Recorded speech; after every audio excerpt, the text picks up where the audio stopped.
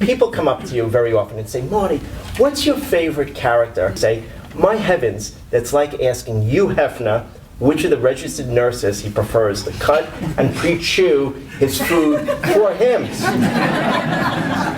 Taking that a little further, could you share with us, how did Ed Grimley, Jiminy Glick, and Nathan Thurm come about? Well, I've done a lot of characters. Frank, the Weber and Irving Cohen. But I think that, I think all characters, for me, if they are based on a real person, or a quality of a real person, then you can then go to the moon with them. You can change their look, they can now be bald, they can now have popcorn, they can do whatever you want.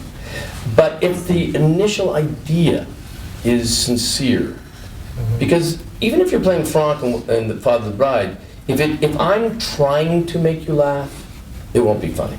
But if I'm just playing this person, because we go and pick up our shirts at the glue, I couldn't get his day out, Mr. Short, so, and he's wearing Madras cutoffs and whatever he's wearing. He's not trying to be a character from SNL, but he is, And when I was in high school, there was a guy named Philip who wanted to be a photographer.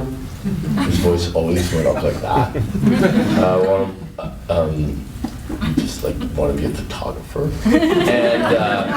and I said one time I said, Phil, did you take some photos this weekend? I took a lot of slides,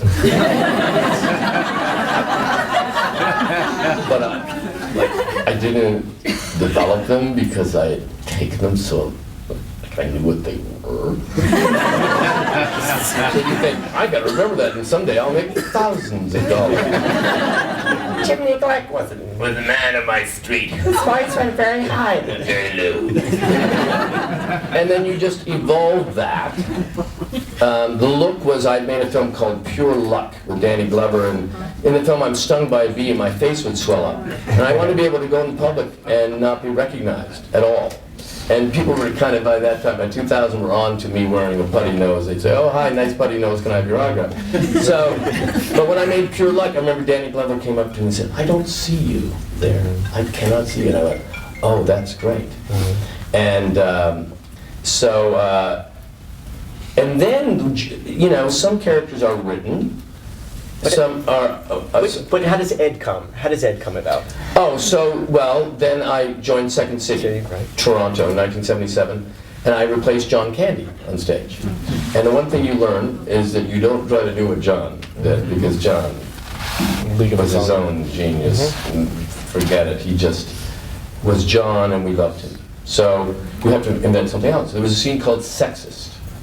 And the premise of Sexist was two people applying for the same job, one a very qualified woman and one a slightly demented man. And, which did you play? Yeah, Catherine O'Hara was the woman, and Peter Aykroyd, brother of Danny, was the guy doing the interview, and he kept saying, I can't decide, you're both awfully good. And Ed Grimley, I just started doing that guy from school. And then one day Peter said, gee, Marty, you're putting some, I put my hair up a little bit like that.